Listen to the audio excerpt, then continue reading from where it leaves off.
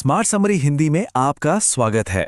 अच्छा, क्या कभी सोचा है कि 2000 साल पुरानी कोई फिलॉसफी आज के इस तेज तर्रार शेयर बाजार में किसी की मदद कर सकती है? सुनने में अजीब लगता है ना, पर आज हम स्टोइसिज्म की दुनिया में उतरेंगे और देखेंगे कि ये हमें एक बेहतर और कहीं ज्यादा समझदार इन्वेस्टर कैसे बना सकता है। आज के दौर में जहां महंगाई आसमान छू रही है, ये बात पहले से कहीं ज्यादा सच लगती है। सोचिए, जो पैसा सिर्फ बैंक में पड़ा है, वो हर गुजरते दिन के साथ अपनी कीमत खो रहा है। तो मतलब साफ है, इन्वेस्ट करना अब कोई चॉइस नहीं है, ये तो अपने फ्यूचर को सिक्योर करने की एक जरूरत बन गया है। लेकिन एक मिनट, अगर इन्वेस्ट करना इतना ही आसान होता तो आज हर कोई अमीर होता है ना। असली चुनौती तो मार्केट की इमोशनल लहरों से निपटने में है। डर, लालच, ये सब। इस दुविधा को और अच्छे से समझने के लिए चलिए इस किताब के लेखक की अपनी कहानी से शुरुआत करते हैं।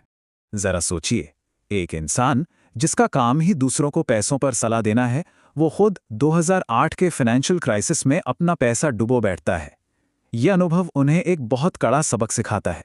सबक ये कि हाँ, फाइनेंशियल नॉलेज जरूरी है, पर शायद उससे भी कहीं ज्यादा जरूरी है अपने इमोशंस पर काबू रखना। तो सवाल ये उठता है कि इस इमोशनल रोलर कोस्टर का जवाब मिलेगा कहाँ? और हैरानी की बात यह है कि इसका जवाब हमें मिलता है 2000 साल पुरानी एक फिलॉसफी में, जिसका नाम है स्टोइसिज्म। स्टोइसिज्म की शुरुआत ही एक बहुत बड़ी ट्रेजेडी से हुई थी। इसके फाउंडर थे ज़ेनो, एक अमीर व्यापारी। उनका जहाज समंदर में डूब गया और उन्होंने अपना सब कुछ खो दिया। लेकिन उस तबाही के बीच उन्होंने एक बहुत गहरी सच्चाई खोजी, और वो ये थी कि हम बाहर क्या हो रहा है उसे कंट्रोल नहीं कर सकते, लेकिन उस पर हम रिएक्ट कैसे करते हैं वो पूरी तरह हमारे हाथ में है। बस यही स्टोइक फिलॉसफी का निचोड़ है, जिसे हम सीधे सीधे इन्वेस्टिंग पर लागू कर सकते हैं। देखिए, हम मार्केट की उठापटक, इकोनॉमी या दुनिया में चल रही घटनाओं को तो कंट्रोल नहीं कर सकते, यह हमारे हाथ में है ही नहीं। पर हम क्या कंट्रोल कर सकते हैं? हमारी रिसर्च, हमारी स्ट्रैटेजी और सबसे जरूरी हमारे इमोशनल रिएक्शंस। हमारी असली पावर यहीं छिपी है। तो फिर एक स्टोइक इन्वेस्टर बनने का पहला कदम क्या होना चाहिए?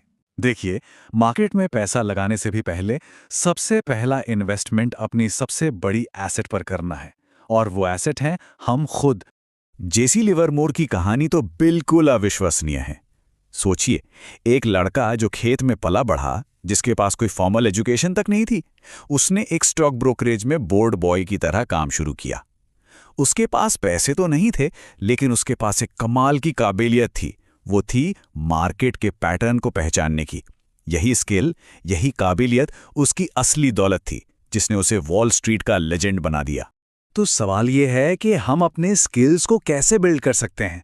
ये 4 स्टेप का फ्रेमवर्क काफी मदद कर सकता है। पहला, ये पहचानिए कि आप नेचुरली किस चीज में अच्छे हैं।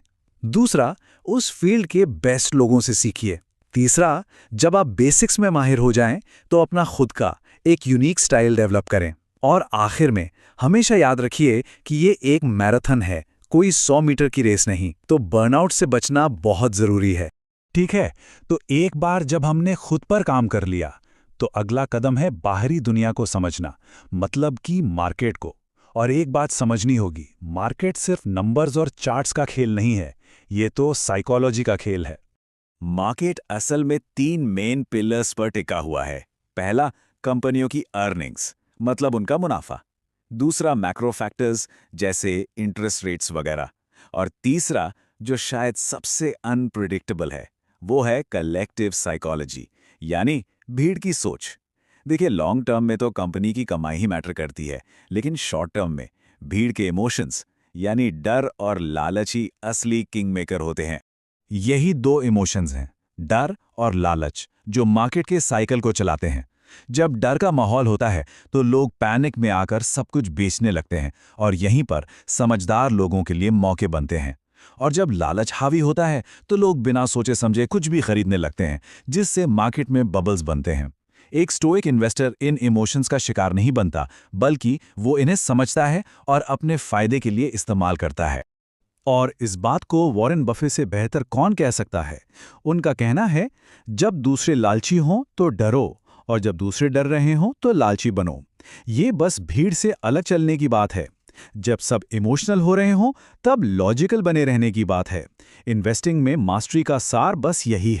तो हमने स्किल्स की बात की, साइकोलॉजी की बात की, लेकिन इन सब का आखिर मकसद क्या है? असली दौलत का मतलब क्या है? स्टोइक नजरिया हमें बताता है कि ये बैंक अकाउंट में पड़े नंबर से कहीं ज्यादा बड़ी चीज है। ये जो 90-10 का नियम है, ये रिस्क मैनेजमेंट के लिए एक शानदार स्टोइक अप्रोच है।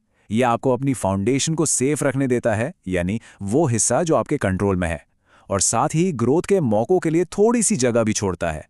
ये मन की शांति और पोटेंशियल के बीच एक परफेक्ट बैलेंस है। तो ये सब हमें हमारे आखिरी और शायद सबसे ज़रूरी सवाल पर ले आता है। हम दौलत को मापते कैसे हैं? क्या इसका मतलब एक बड़ी कार है, एक बड़ा सा घर, या फिर ये कुछ और ही है? और यहीं पर स्टोइक विजडम अपनी पूरी चमक के साथ सामने आता है। असली दौलत और ज्यादा कि कभी ना खत्म होने वाली दौड़ नहीं है। ये मेरे पास काफी है वाली शांति है। ये जानना कि जितनी जरूरत है उतना है। और ये सोच सिर्फ पुरानी फिलॉसफी में नहीं, मॉडर्न फाइनेंस में भी दिखती है। जैसे कि वैनगार्ड के फाउंडर जॉन बोगल, जिनका मिशन खुद अमीर बनना नहीं बल्कि दूसरों की सेवा करना था। तो अगर एक मजबूत मानसिकता के लिए ये गाइड आपको मददगार लगी हो तो प्लीज़ इसे लाइक करें, सब्सक्राइब करें और अपने उन दोस्तों और परिवार के साथ शेयर करें जो अपनी लाइफ को अपग्रेड करना चाहते हैं। इसे शेयर करके शायद आप किसी की मदद कर सकें जो इन्हीं इमोशनल स्ट्रगल से गुजर रहा हो। देखने के लिए बहुत बहुत शुक्रिया।